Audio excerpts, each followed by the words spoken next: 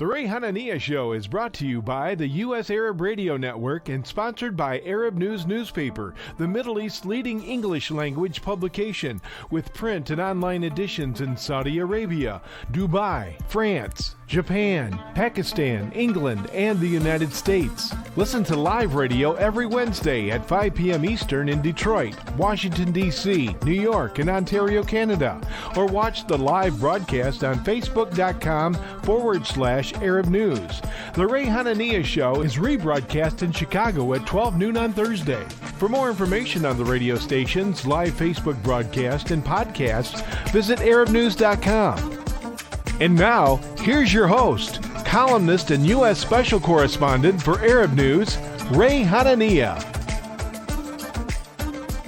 And good afternoon, everybody, and good morning if you're in the Middle East, probably the middle of the night over there. It's Wednesday, May 18th, at least in Chicago and in Washington, D.C., where we're broadcasting live, and in Detroit on WNZK AM 690, WDMV AM 700 in D.C. And again, tomorrow we're going to be broadcasting on WNZK AM 690 at 7 a.m. on Thursday, and in Chicago, 12 noon on WNWI AM 1080 radio. We're adding more stations as we grow, and I appreciate the support from the U.S. Arab Radio Network, which is our host and our sponsor, Arab News Newspaper at arabnews.com.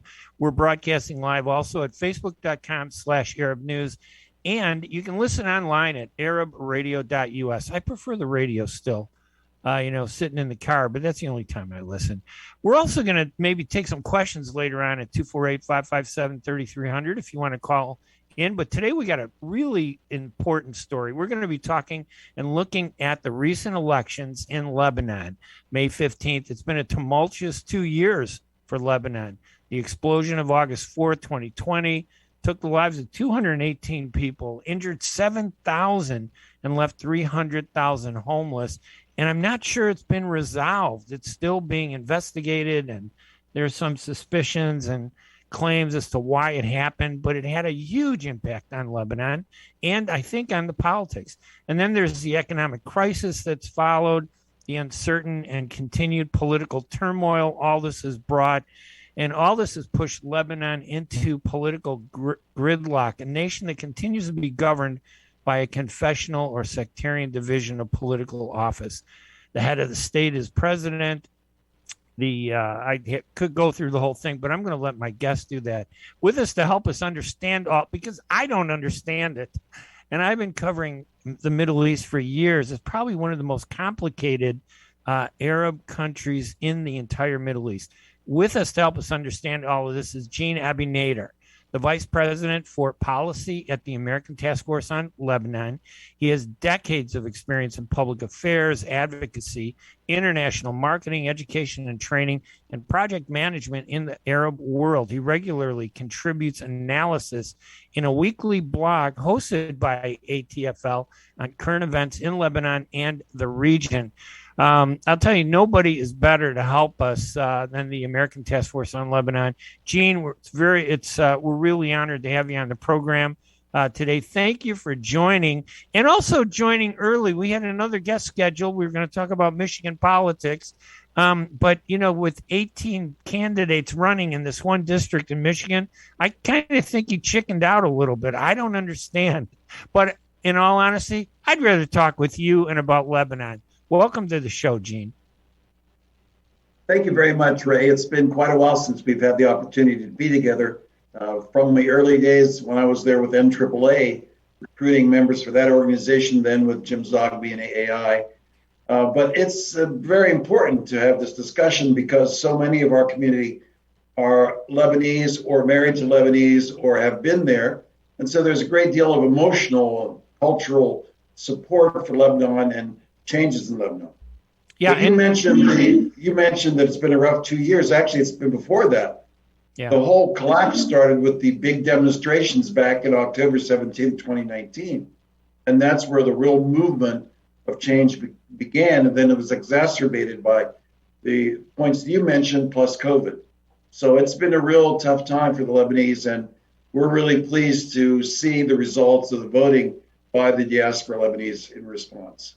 Yeah, that's really interesting. I don't know if all the Arab countries do this, but whenever they have elections, the ones that do, Lebanon allows its expatriates, about 270,000 around the world, to vote in your election. I think that's phenomenal. I wish the Palestinians would do that. Maybe I'd run for office. There you go. You'd probably be elected. No, I don't know. I wouldn't win. Comparatively. Well, I think the interesting thing is, as you mentioned in your earlier remarks, one of the reasons why Lebanon is able to have these elections, even though the political parties that represent different sects, is because it's not an authoritarian regime. You have the strong presence of Hezbollah, of course, but unlike other places, Syria to the east, Egypt to the west, there's a lot more freedom for new entrants into the political system, for people to express their opinions. And that's one of the reasons why Lebanon's been a place that's so important to the Arab world, is because it's always been a center for discussion, intellectual growing, and for the last 20 years, the film industry. So it's been quite a challenge for the diaspora, many of whom themselves have become refugees since all of this started, to respond in a positive way by getting involved in the election. Let's do this just to introduce and make sure the people listening know who the American Task Force on Lebanon is. You and I have known each other for years with the AAI, the Arab American Institute. I just saw actually Jim Zogby was in Chicago a couple days ago for our Arab American Democratic Club. He was one of our keynote speakers.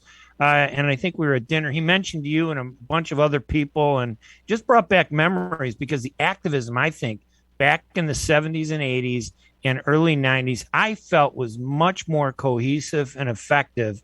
And I think maybe the more we have, the more diverse our voices become. But tell us a little bit about the American Task Force on Lebanon so people know what it does and why it's so influential. It's in its 33rd year of existence now. And it started during the Lebanon Civil War.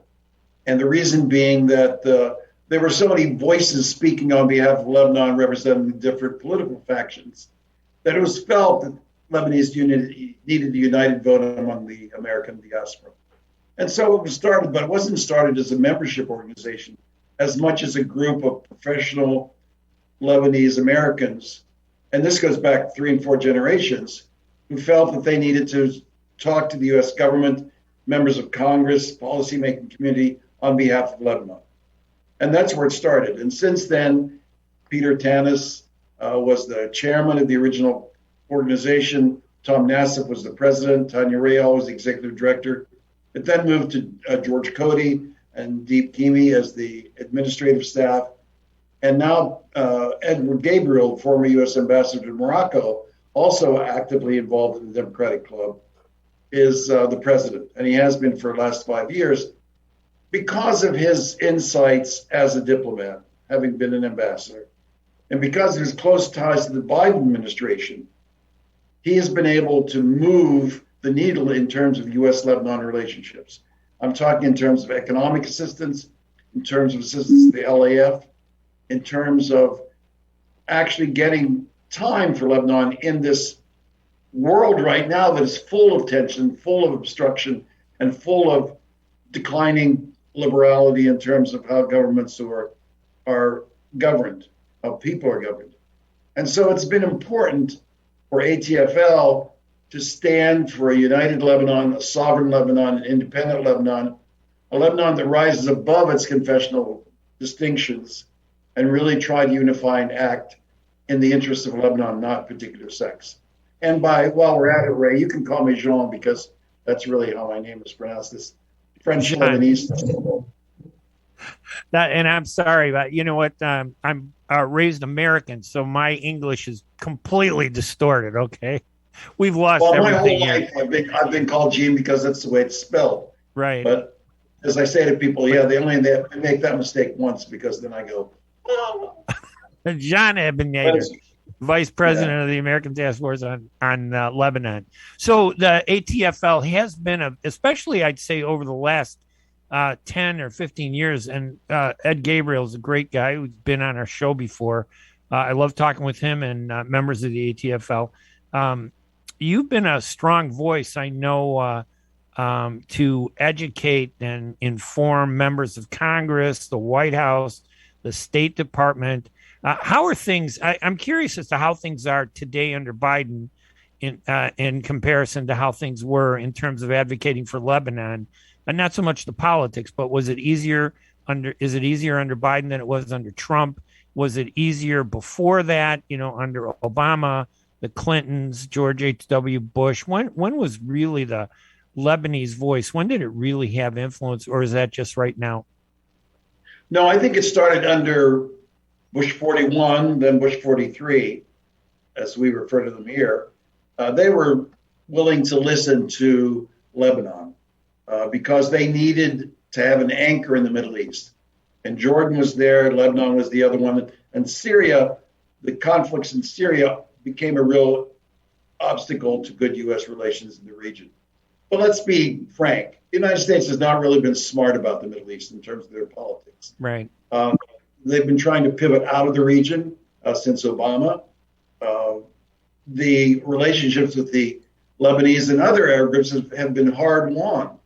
And they usually saw Lebanon through an Iranian lens or an Israeli lens and not Lebanon for itself. And that's really what we've been fighting to get over the past 20 years, is a Lebanese policy that's built on U.S.-Lebanon interests and not Lebanon being seen as something affected by the Iran negotiations or by Israel's security. And now we have the same kind of problem in the sense that because of Iran and Iran's influence through Hezbollah, that many members of Congress, less than 50, but enough for them to make a noise, continue to say, why are we bothering with Lebanon? It's just run by Hezbollah on behalf of Iran. So we've had to show them time and time and time again that Lebanon has been a very good partner for the United States. And I know that dynamic existence with Syria, the influence that Syria had on Lebanon for so many years, that suddenly broke and kind of gave Lebanon the opportunity just to stand by itself. But it was such a brutal break. The involvement, I think that Lebanon offered kind of a counterbalance to what Syria was. And I'm not talking about the Syrian people. We're talking about the Syrian government there, the dictatorship that continues there, although now Syria is divided into regions of different controlling foreign powers, the Turks, the U.S., the West. It's really, and Russia around the regime over there. Does Lebanon still have that problem with Syria the way it did? Is Syria looming over Lebanon at all? And before we get into the elections and everything like that, is it still an area of concern for the Lebanese? That's a really good question, Ray. Yes, Syria has never really left Lebanon. Yes, their troops withdrew, but they have very strong supporters in the northeast of Lebanon in particular, very strong in the Sunni community, as you would imagine. President Assad has very close ties to several politicians in Lebanon. And so there's always been this tension between should I do it for Lebanon or should I check with Assad first? That's diminished because literally Hezbollah and the Russians saved the Assad regime. And so his influence has primarily been channeled through Assad and other pro-Syrian regime supporters. But yes, there's still a difficult challenge for Lebanon because they have strong political influence in the country. Now, I know that one of the big events, there's so many big events, the explosion that took the life of the former prime minister, Hariri, that explosion then, and I remember going to Lebanon twice. What a beautiful country. I love that place. Not just the food, but the people. When I talk to people it doesn't matter what their politics. It always seems that the people genuinely are good people in Lebanon when you get away from the politics. But I saw the crater that was in front of that hotel, and it was disturbing that politics could be so easily influenced by an explosion, a deadly explosion like that changed the government at the time. And then again, we have August 2nd, 2020, I believe it was, when the port explosion took place with that ammonium nitrate stock that was there, just a huge amount. Everybody knows that's what people have used for bomb making. That's what they used at the Murrah Federal Building. That's what they used the first time they attacked the Twin Towers. I think it was in 95. There are 98. I can't remember the exact time, the dates and calendars, but that what was there was always a cornerstone of violence. And I don't know if people knew it was there until it exploded and killed so many people, injured so many, and made so many homeless. Has that ever been? It hasn't been resolved, has it? No, and that was the point you raised that I thought was really critical. It's never been fully investigated. And on top of that, there have been several forensic studies that have come out by Germany and France and others that said that actually the 2,700 tons of ammonium nitrate were not in there. There were the explosion actually was about 500 tons. So the question is, where'd the other 2,200 tons go? Wow. And one speculation is, and our countries over there are full of conspiracy theories, is that Hezbollah was using it as bomb materials for the Assad regime.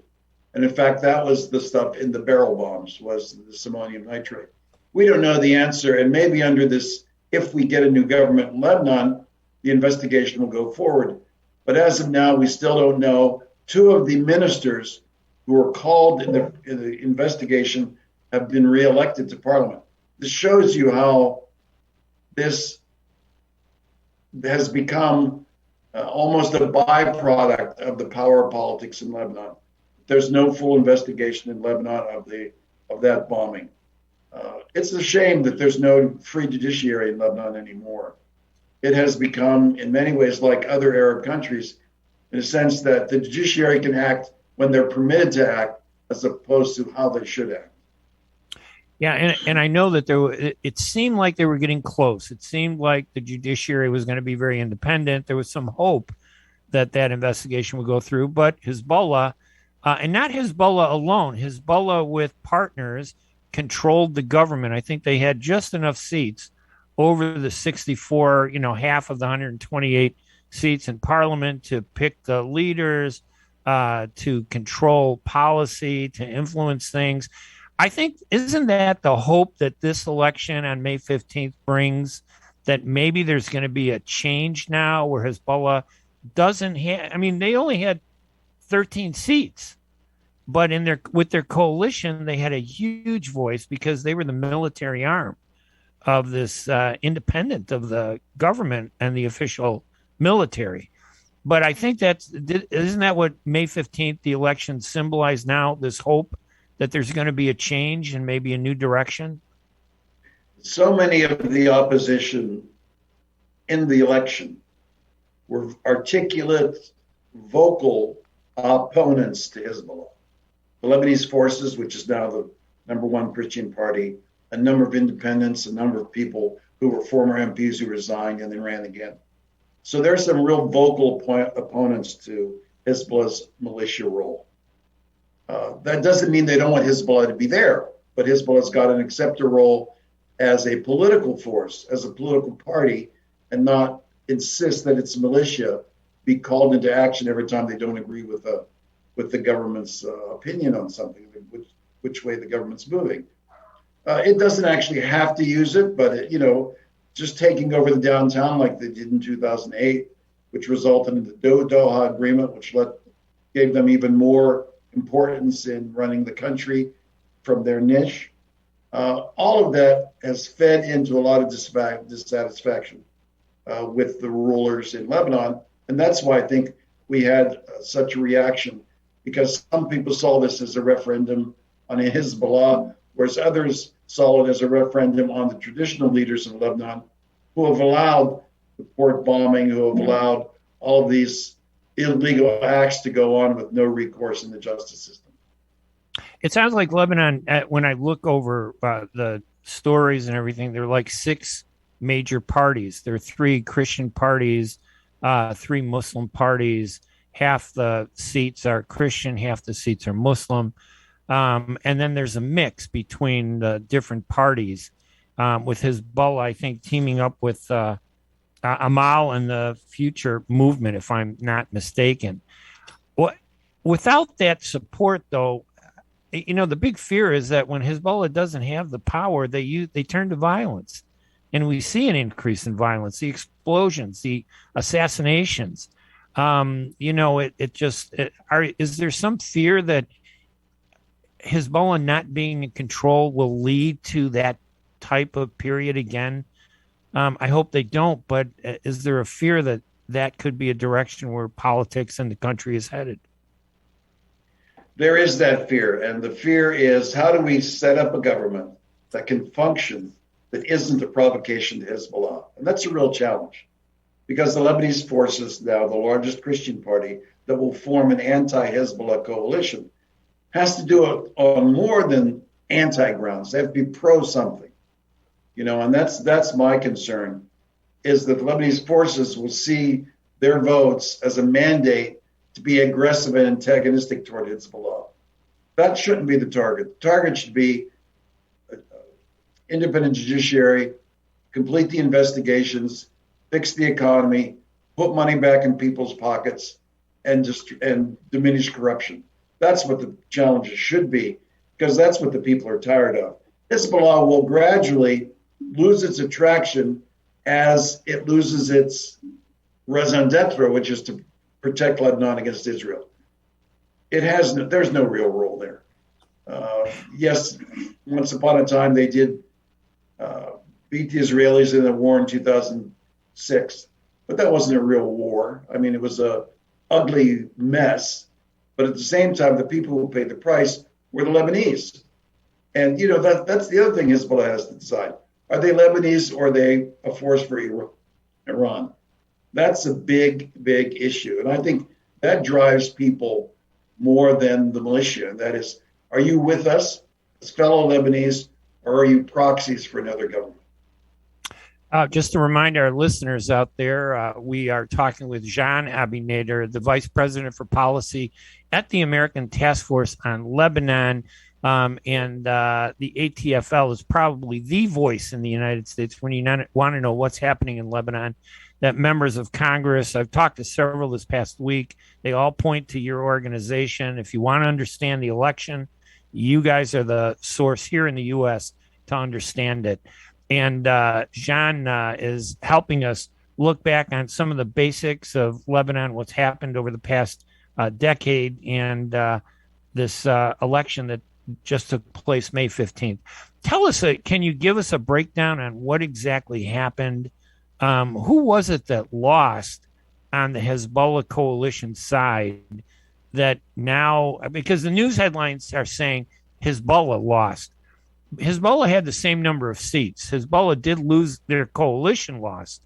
But explain that to us, because given that really critical. Yeah.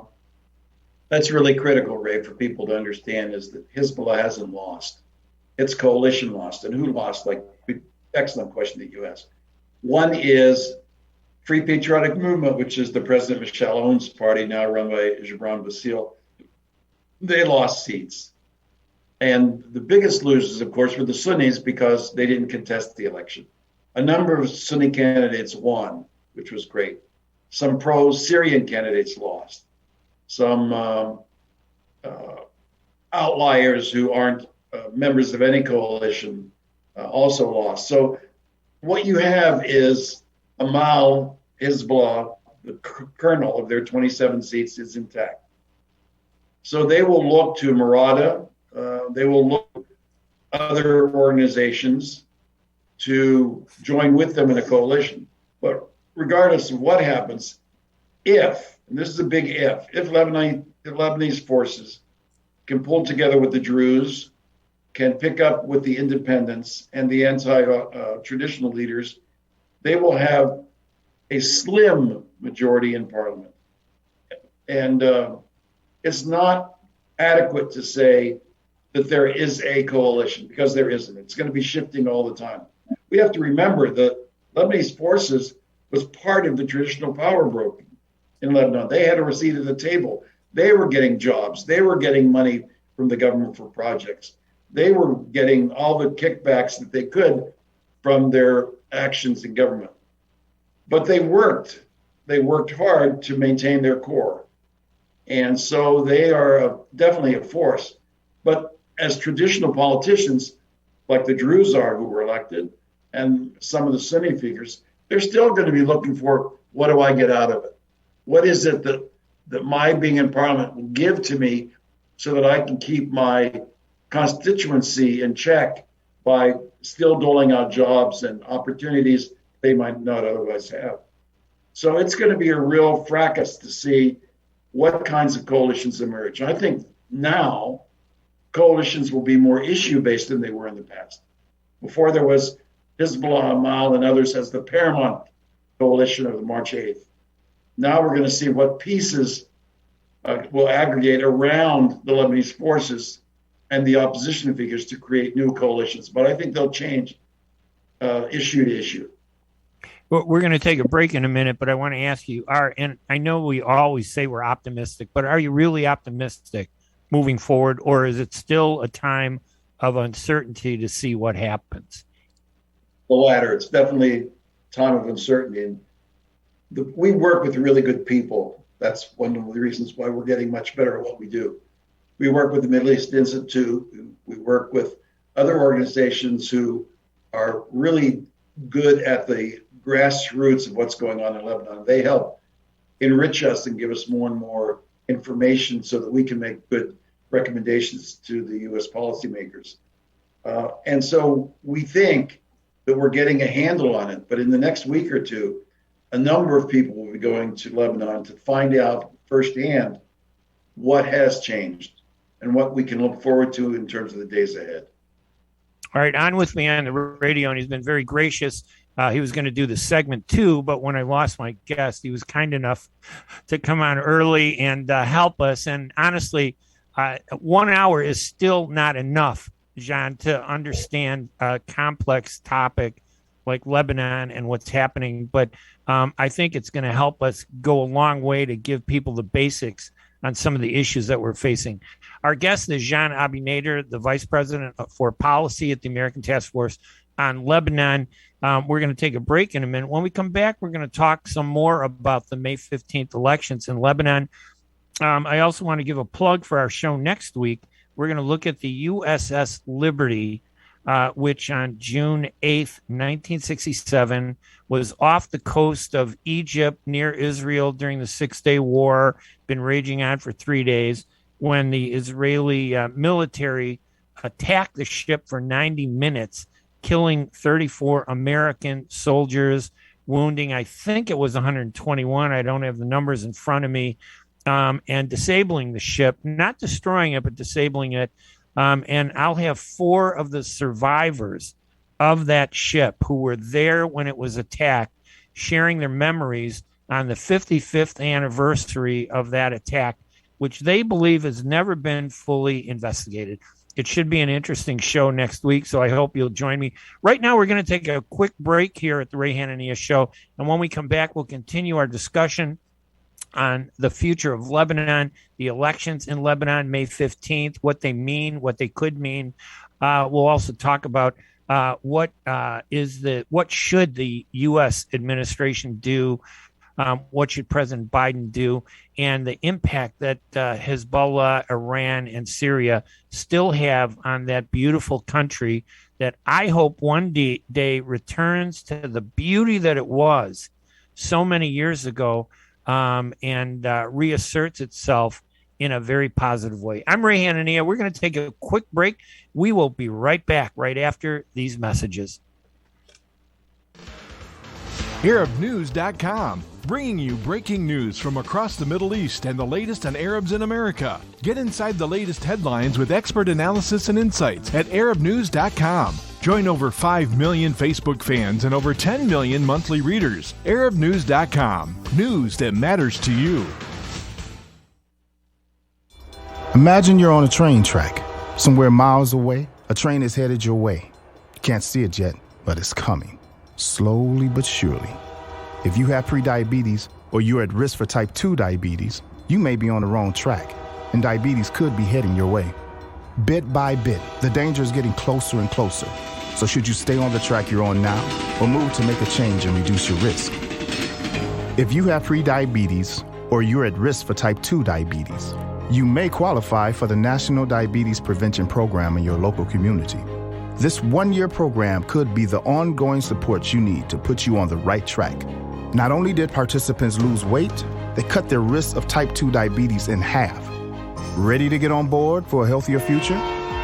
Learn more about the National Diabetes Prevention Program and what else you can do to manage and prevent diabetes at michigan.gov/diabetes. A message from the Michigan Department of Health and Human Services. بعد تطعيم أكثر من 3 بلايين شخص حول العالم بشكل كامل بلقاح كوفيد-19، تمت الآن الموافقة على تلقيح الأطفال من عمر 5 إلى 11 سنة. فقد أثبتت الدراسات بعد تجارب سريرية مع أطفال حول العالم أن جرعتي اللقاح المخصصة لهم آمنة وفعالة. يوصي الأطباء بتلقيح الأطفال من سن 5 فما فوق من أجل حماية الأصحاء منهم أو ذوي الظروف الصحية الصعبة. الطفل جزء من المجتمع وهو معرض لأن يصاب بالفيروس، ويمكن أن يحمله لعائلته ولمن حوله. احمي طفلك وعائلتك ومجتمعك. لقح طفلك ليكون بأمان في المدرسة أو مع العائلة والأصدقاء وأثناء ممارسة الرياضة. تحدث لطبيبك واكتشف الحقائق بنفسك، أو زر موقع michigan.gov/kidscovidvaccine. رسالة من وزارة الصحة والخدمات الإنسانية في ميشيغان. In a perfect world, everyone would be a perfect driver. Hands at 9 and 3, everyone. 9 and 3. Everyone would follow all the rules. Please, go ahead and merge.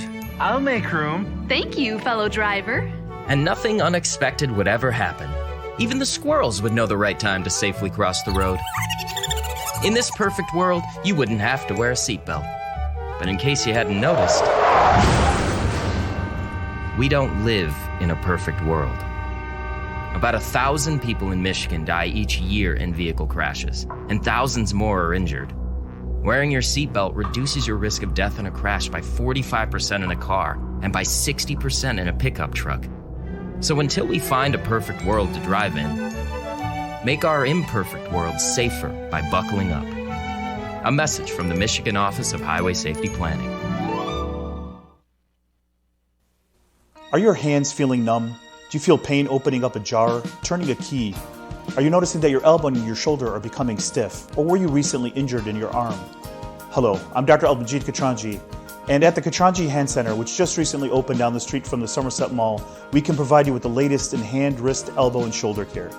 Visit us at www.katranjihandcenter.com to learn the latest techniques that we have to offer you, and I look forward to taking care of you. Visit us in Troy at 1565 West Big Beaver Road, Building F, or call Katranji Hand Center for an appointment at 248-869-4263. That's 248-869-4263.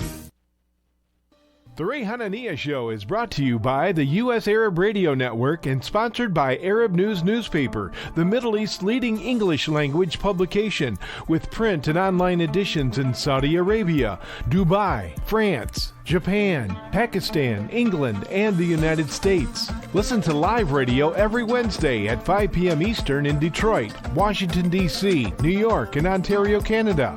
Or watch the live broadcast on Facebook.com/Arab News. The Ray Hanania Show is rebroadcast in Chicago at 12 noon on Thursday. For more information on the radio stations, live Facebook broadcast, and podcasts, visit ArabNews.com. And now, here's your host, columnist and U.S. Special Correspondent for Arab News, Ray Hanania. And welcome back. With me, of course, this afternoon is Jean AbiNader, the Vice President for Policy at the American Task Force on Lebanon. He has decades of experience in public affairs, advocacy, international marketing, education, training, and project management in the Arab world. He regularly contributes analysis in a weekly blog post hosted by ATFL on current events in Lebanon and the region. And you can go there, I think, to read those posts at atfl.org. That's www.atfl.org. And on his website at AbiNader, advisoryservices.com, ABINADER, advisoryservices.com. John, thank you so much for hanging with us some more. The question I wanted to ask you was, what should the U.S. and the President and Biden's administration be doing to help Lebanon? This seems like an opportunity. And are we doing enough? Should we be doing something? Or should we sit back and wait to see how it all pans out? That's a really good question, Ray. And it's a tough one that we struggle with all the time, because on the one hand, we're grateful that in this world where there's the Ukraine and Russia going on, where there's China going on, where there's immigration on the southern borders going on, that the administration has given time to help Lebanon. The Congress has increased the amount of humanitarian assistance to Lebanon. It's increased the amount of assistance to the LAF. It has made very strong indications of what the United States would like Lebanon to do, for example, vis-a-vis the elections, in terms of free, fair, and on time, which helped a lot. It's helped Lebanon through the World Bank in terms of allowing Lebanon to receive certain loans, for example, to subsidize wheat. So I think the United States is doing a lot. Can it do more? Well, we always think it should. For example, as I mentioned earlier, we need to decouple U.S. Lebanon policy from U.S. Iran policy. That's important. Number two, we have to, I think, make a much stronger case to the Lebanese people of what the U.S. is doing for Lebanon. Under the Trump administration, the whole notion of soft diplomacy was gutted, in a sense that a lot of people don't even know what the United States does for their countries in terms of food aid or in terms of medical assistance. Or, for example, in Lebanon, we support the American University of Beirut. We support Lebanese American University. We support other schools throughout the country. We support population growth and health in terms of small business development. There's a lot the United States does that the Lebanese don't know about, because the United States is so poor at selling its programs. But you raise another question, Ray, which I'm struggling with. In the United States, by the time the elections are over, because of our exit polling, we have so much data that we can slice and dice about the election. This is not available in Lebanon. In fact, the numbers have gone down. In 2008, there's about 49% participation. And this year, in 2022, we had 41% participation. But we don't know who they are. We don't know the demographics of the voters. Are they young? Are they old? Are they middle-aged? Are they employed? Are they unemployed? What does the diaspora voting look like? Are they people who have left in the last 5 years, the last 2 years, who have been in the country for a couple of generations? So without that information, our ability as the United States, or Lebanon's ability, to reach out to its people who care about the country, people who voted for the country, even if they're in Australia or Abu Dhabi or in New Zealand, there has to be a better understanding of who wants Lebanon to succeed, because those people have shown by voting that they're activists, they're advocates, that they want the relationship to be better. And I have to tell you, it's because of people like you and people in the Detroit area who have worked with the Arab American Democratic Organization. It's really important that the Biden administration hear from our community, and I don't just mean Lebanese Americans, I mean the Arab Americans, that they hear that we are active, that we vote for candidates, that we work on candidates' behalf, that we want a Congress that is responsive to the issues that we have in the Middle East. And I think that's where the work that you and others are doing is so important, because it reminds people that because we're Arab Americans or Lebanese Americans or Palestinian Americans, doesn't mean we don't have a sense of commitment to our heritage, to our legacy. I mean, I'm only second generation. My parents came from Lebanon. But I try to go back every year to see my family, which is quite a few of them are still there. And they enrich my appreciation of the country, not just the cultural side, I mean, I can make kibbeh and fatayah and all that stuff myself, but they really enrich me from here I am in the village. This is where my father's house was. This is where my mother grew up. This is what your cousins are doing. This is the problems we're having with drawing money from the bank to pay the tuition. We need to have those kinds of connections. And those connections will really help us in our messages to the administration and our messages to the Congress.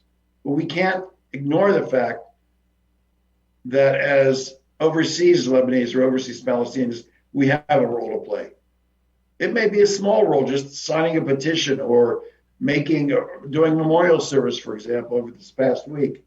There's so much we can do to keep people understanding how, even though we're Americans and really committed to this country, we're committed to this country because we know what can happen if we don't keep our eye on the ball, if we don't keep our country focused on democracy, on individual rights, on human rights. And that's really important, and that's key. And so we were hoping that the diaspora turnout, which was over 60% in some places, would really encourage the people in Lebanon to come out in bigger numbers. But we don't know. They say the numbers are down at 41%. Well, how much is that in raw numbers versus 49%? Well, how much is that in raw numbers? Because 41% of 500,000 is higher than 49% of 250,000. But we don't know that yet. I'm not sure we'll ever find that out. But that's really important to get to the demographics. Is that because they don't collect the data, during the voting the way they do here in the U.S.? Have that voting. It's a very sophisticated process. I think here in the U.S., is it not as detailed when they have the elections in Lebanon? If the Ministry of Interior wanted to, and I don't know if they will or won't, I can't make that determination. They have the data. In other words, when people register and show their identity card, their gender, the place they're coming from, and their age is all there. For example, in Lebanon, one of the obstacles to voting, Ray, I don't know if you knew this, but you have to go to your ancestral village to vote. In other words, if I'm living in Beirut and they say, oh, no, you have to go to X to vote because it's where your parents are from. My response is, well, it did work very well for Jesus. I'd expect to work for the rest of us, And that's what people don't understand is there are built-in obstacles to liberalizing the voting to enable more and more people to vote. And those limitations to voting have to be overcome in the next parliament. All right, we can take a few. I'm sorry, go ahead. No, I was just going to say one thing. Go ahead. What is the agenda for the new parliament going to be? Remember, I mentioned about these shifting coalitions. They've got to get an IMF reform package really quickly to get it back on its feet financially. So the question is, what's the coalition around banking reform? What's the coalition on a reform of the electricity sector? What's the coalition around fighting corruption or judicial reform? That's really what's going to be the test of whether or not this new parliament has any teeth or it's going to be dysfunctional. How long do you think before we'll actually see something along those lines on those topics, those coalition issues? Now they've got to elect a Speaker of the House. They've got to have a council of ministers. They've got to have a new prime minister. And they have to have a new president. All of that should, in theory, happen between now and the end of October. All right, we can take some phone calls at 248-557-3800. Questions only. All right, so let's go to Detroit.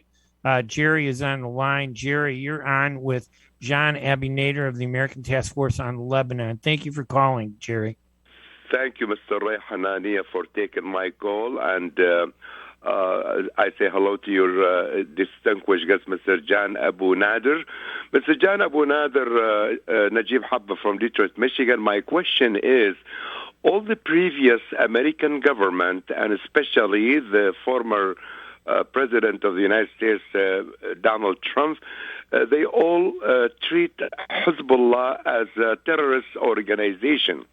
And Mr. AbiNader, as you know, Right now, there is an election in Lebanon, national election, and Hezbollah, he share a big part of this election. My question to you, Mr. AbiNader, do you think the United States under the new president, Joe Biden, could change this dialogue and open a talk and lift the terrorist list from Hezbollah? I would love to hear your answer, and thank you, Mr. AbiNader, and thank you to you, Mr. Hanania. Gary, thank you so much for that question. Najib, thank you. That was important. I think I said earlier that no government's going to work that goes in as an anti-Hezbollah government. Hezbollah provides social services, provides banking services, provides food. It is doing the job the Lebanese government should do. So if the Biden administration wants to move Hezbollah on a path that is less toward destruction and more positive, they should help the Lebanese government recover and carry out the functions it's supposed to recover. It should help them combat corruption. It should find out who's taken the money and get it back. It should make the banking sector work on behalf of the people. There are lots of things the United States government, in working with its allies, I mean, they should work with the Europeans and others to come to a recipe of how Lebanon can move forward with the help of the international community. The only way Hezbollah is going to lose its military emphasis is for there to be peace with Israel, if there has to be a peace in the country, in a sense that people don't have to worry about where their food's coming from, where their job is or anything. Hezbollah grew out of Israel's aggression toward Lebanon. So if you reduce that aggression, and at the same time you complement what needs to go on from an economic and social point of view, then people are going to act normally and not think that violence is the option. So if Hezbollah were to refocus itself on providing those services that, in all honesty, it was very good at doing, which created the base, from which they built their power, and get away from this being like the satellite puppet of Iran or even Syria, the political role and governmental role could strengthen, and maybe the U.S. attitude towards it could ease. But that would mean that, like, when we were talking about earlier, this fear that I have this deep down, I have this fear that every time Lebanon goes one step forward, it takes two steps back because of violence and because people who lose power or feel that they're going to lose power turn to violence to be disruptive and to take good leaders out. So it's a scary, future, I think, a little bit. Najib, I want to be frank with you. You can't explain to me how Lebanon became a better country because Hezbollah went in and saved Assad. See, so military solutions do not make Lebanon stronger.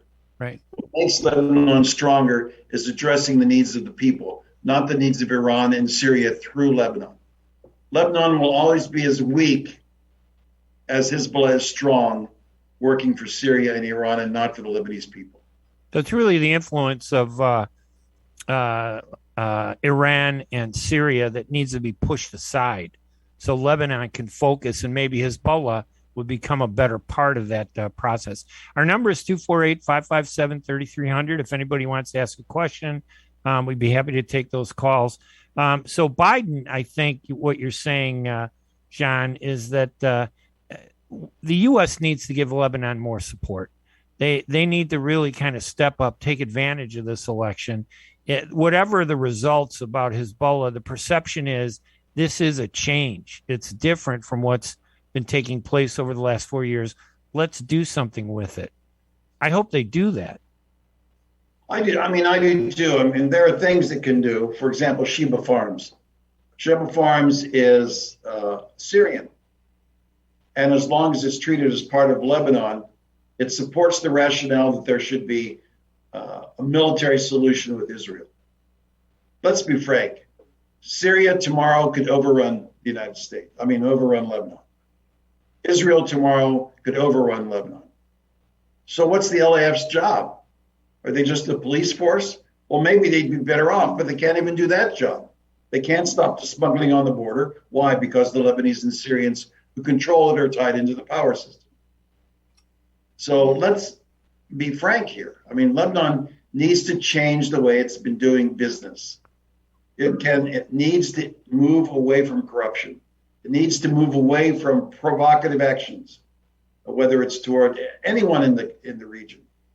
Lebanon is not going to survive on its own.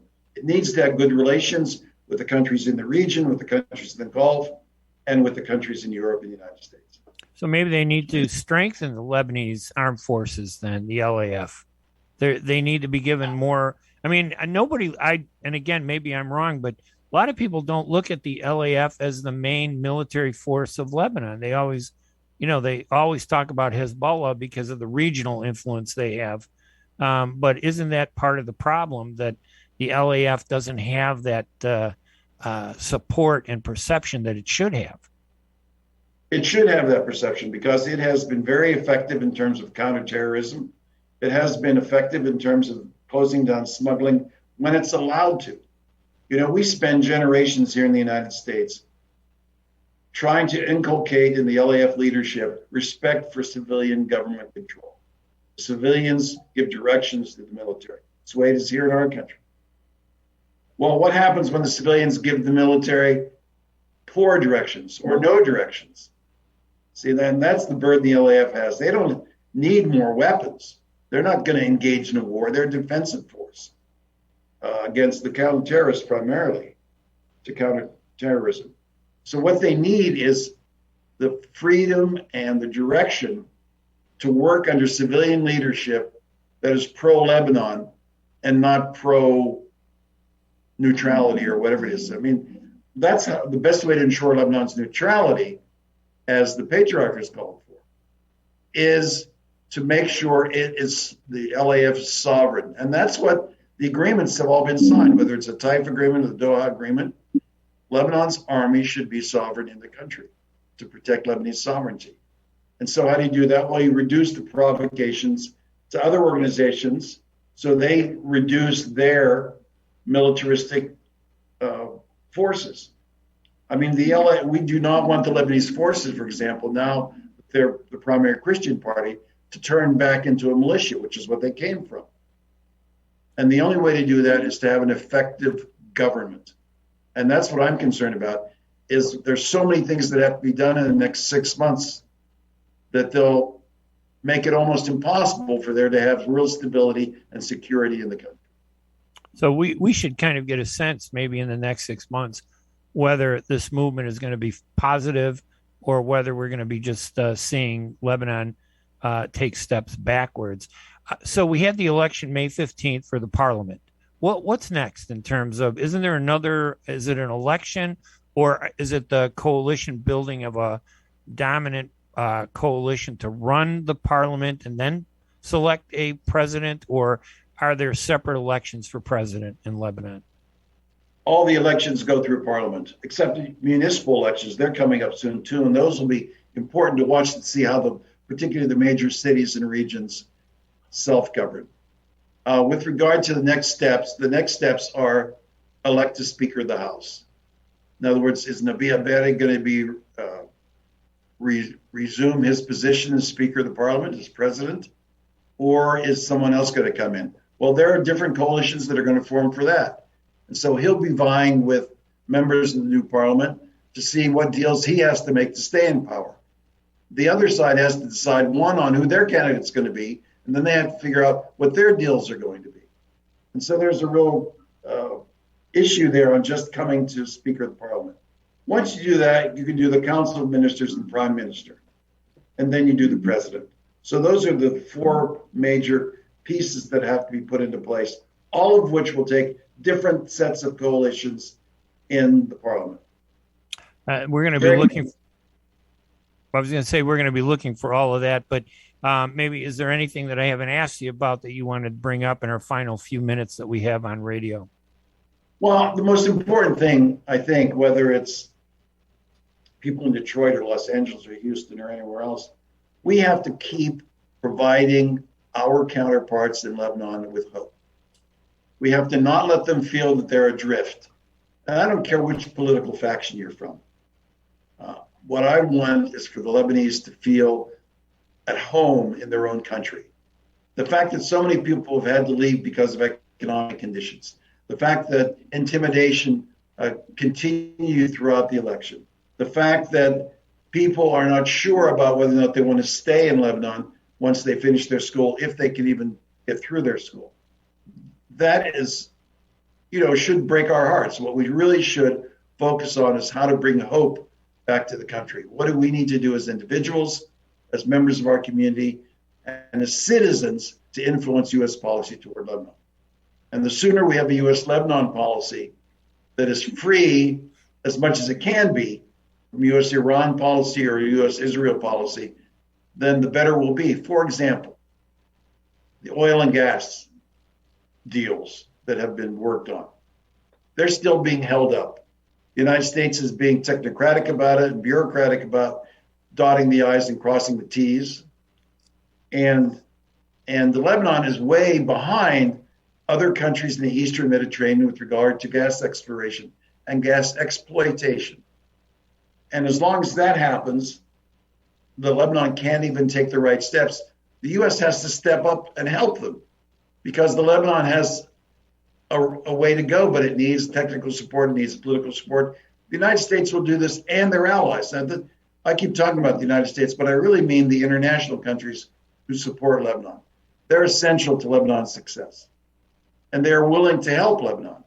And so we need to continue to focus Lebanon's issues within the U.S. Congress and the policymaking community so that this interest that we have shown for the last 6 months in the run-up to the election doesn't dissipate. That we're able to continue to help Lebanon through the food crises, through the stability issues, through the brain drain that's going on, so that the country can come back to a normal path of countries and feel that it's part of the world of nations and not an outlier. All right. Our guest, Jean AbiNader, the Vice President for Policy at the American Task Force on Lebanon. The website for the American Task Force on Lebanon is ATFL.org. Jean writes a blog there where you can get more information about these and other topics that are important to Lebanon at that website at ATFL.org or at his website at AbiNaderAdvisoryServices.com. Jean, thank you so much for joining us and helping us provide. Really, I'm actually glad we actually had an hour to discuss Lebanon because 30 minutes would have just been, I would have been rushing through everything. And I really thought we did a good job of exploring everything. Thank you so much for joining us. And I want to Ray. It's been a pleasure. You're welcome. And I want to thank everybody for listening. Again, this will be rebroadcast in Detroit tomorrow morning at 7 a.m. and again in Chicago tomorrow at 12 noon on 1080 a.m. I want to thank everybody for listening. Remember, next week we'll be looking at the 55th anniversary of the USS Liberty, the Israeli attack on the USS Liberty, with 4 American military veteran survivors who survived that attack. They're going to share their stories with us. And the following week, we'll have a very important Lebanese American, Tony Breidinger, who is a NASCAR racer and the Daytona 500. She's going to join us along with Sean Casten, the congressman from Illinois, the week after that on June 1st. John, thank you. Thank you, everybody, for joining us. We'll talk to everybody next week. Have a great week, everybody. Bye-bye.